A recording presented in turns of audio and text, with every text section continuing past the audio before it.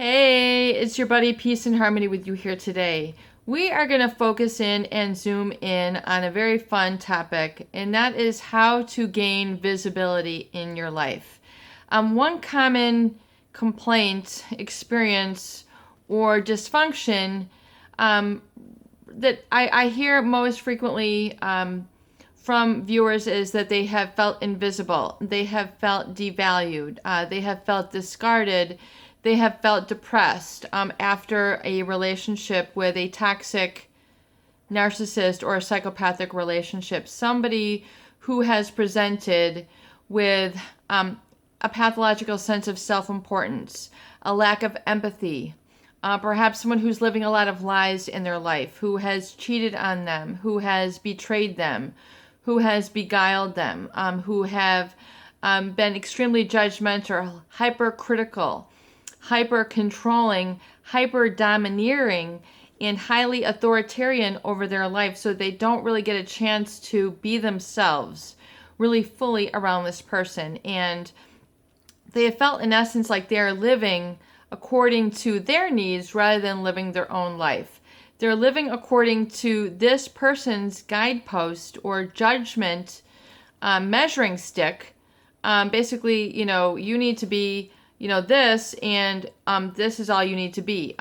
So they're living according to their requirements for their own narcissistic needs, because the narcissist, as you know, they will define people according to how they think about them or how they mirror them back. So the people who can give them all the narcissistic supply are the people who can feed into their, or really become their ego. They need others around them to support them, to give them this social validation that feeds their narcissist mask. And oftentimes it's the issue with the narcissist is that they're living from a persona, a mask, or a guise, which is basically a disguise. Especially in the event of the psychopath, their life is really nothing but an act with which they put on. There's a real disconnect between what's going on underneath that person and the life that they lead. They strictly look at others to target, manipulate, and have control over, and they will target the people who are weak, vulnerable, or who have in abundance what it is that they don't have, whether it's compassion, empathy, money, positions, titles, cars, objects. They're very parasitic in nature and will really suss out and take advantage of people. And narcissists in very much the same way, but not as severe really as the psychopath, but either effect, whether you define it as a narcissist, a sociopath, a psychopath, the effect is the same, and that's that the individuals around them are always feeling diminished. They're always feeling negated. They're always feeling like they have never really been validated or negatively validated, which means they felt, they have been fed all the wrong messages about them and their life. They've been falsely accused. They've been mirrored back a complete disconnect between who they really are and what they've really done. In other words, they've, been given a lot of judgments. You're so spoiled when really they're talented. You're so selfish when really they're very blessed. You're very self-absorbed when they're just going on and leading their life. So they've received a lot of erroneous messages that have been designed to keep them attached and to keeping them in a state of need for this narcissist. So oftentimes when it comes to breaking free and becoming visible in your life, you really do need to understand that the challenge is all ahead of you. The fun is all ahead.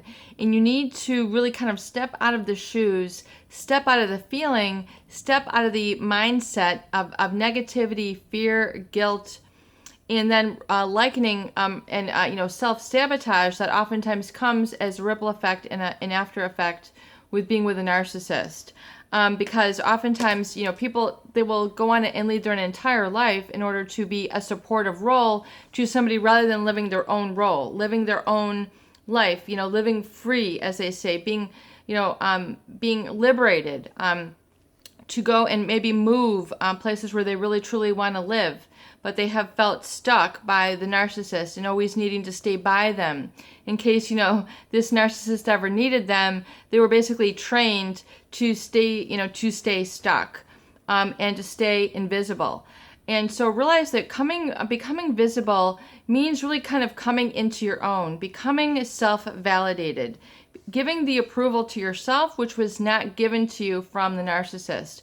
Oftentimes I find that those people who were targeted by a psychopath or by a narcissist contain an abundance of wonderful qualities, whether it's generosity, affection, empathy, care and support, compassion for others, a heart for others, a special knack for helping somebody to feel good about themselves. And oftentimes they don't expect anything in return, and then they end up not really receiving much in return. They end up getting taken advantage of.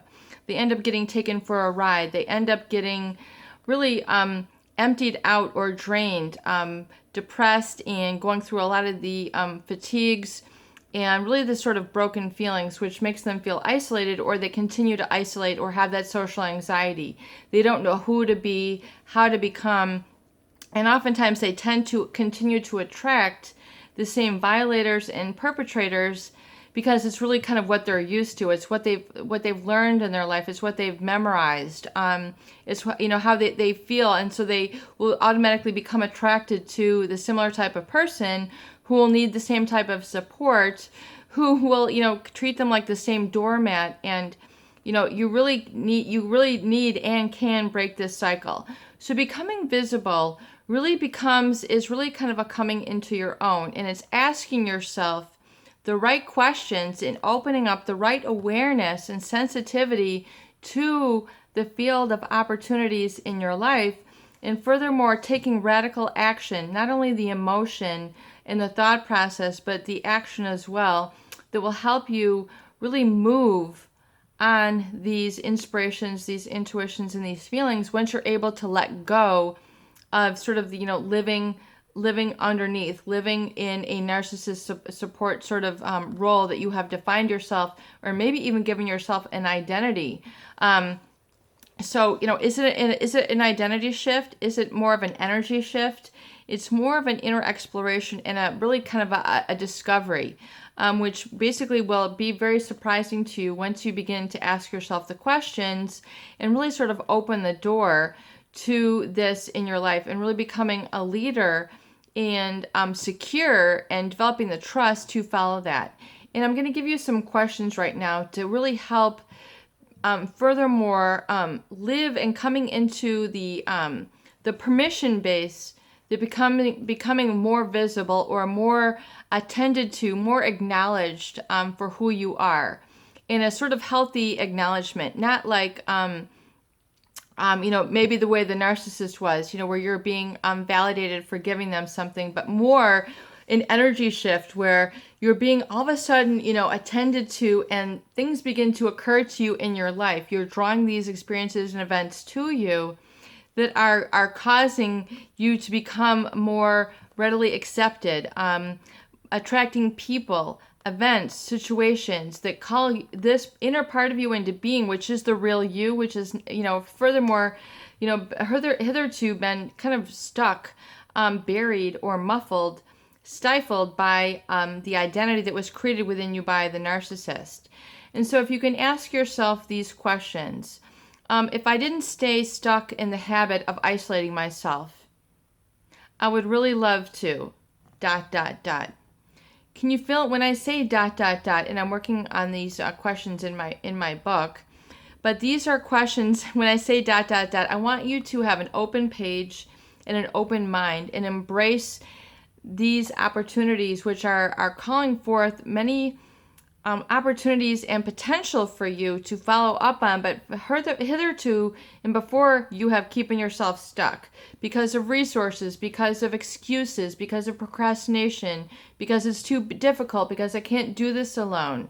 All the excuses and the procrastination that you give yourself is really just that. It's an excuse. It's a way to get you off the hook. It's a way to keep you stuck and keep you not experiencing things in life. So for example, Could I go horseback riding? Could I go to an animal shelter? Could I go to an aquarium? Could I go to a museum? Could I go to an art gallery? Could I go to a new part of town? Could I go to a new flower shop? Could I go antiquing? Could I go to a movie? Could I make a movie? Could I read a book? Could I write a book? Could I ride a bike? Could I learn to fix bikes? There are so many different opportunities which are just right there underneath the surface if you were to ask yourself the right questions. If I were to stop isolating myself and satisfying the narcissist, what would I really love to do? Who would I really love to become? What would I really love to have? I find oftentimes that people who have been hurt by narcissists or psychopaths, they've become so hyper-identified with this person that they don't really go and develop themselves in other areas of their life. Whether it's the clothes that they wear, the activities that they do, the food that they eat, the kind of money that they make, they're living under the sort of contraption or ensnarement of this individual. And it's really not in their best interest. And you need... once you are able to open up yourself to these questions, you'll be able to fill in and really find some more of the opportunity that is really there, latent and ready for you. And if you can very much see that once you're able to do this, and then you'll find that you will then pursue these activities, and then you'll find people will become attracted to you. People will say hi, or they'll just say, take a look at this, and then you'll have discussion with people, or things will just fall into your path. The stray cat that just seems to walk up to you. I would really love to have a cat. I would really love to have a dog. And then you end up seeing a for sale sign. You end up meeting somebody who actually has a cat or a dog that they can no longer take care of, or they're moving, or you happen to pass by a pet shop, or you pass by a paint store, or you pass by a church, or you pass by a bookstore, that now you're saying you're now following up on those impulses and that spontaneity that is then released in you, and you feel that you've kind of come into a new place in life. And that's really, really created within you once you begin to ask yourself these questions and kind of come out of the paper bag, lift the lid off of, sort of that ensnarement, that jar that you've been holding yourself in, and then just begin to ask yourself these questions, become attentive to it, and then have your aha moments. Wow, I really would love to learn about horses. I really would love to own a cat. I really would love to own a fish. I really would love to own a dog. I would love to, go running with my dog on the beach. I would love to go walking with my dog in a dog park. I would really love to have cat and make cat toys. I would really love to, start a humane society, or I would really love to become a volunteer for elderly people. I would really love to become proactive and develop a healing center in a third world country. I would really love to go to visit a third world country and, set up a watchdog organization.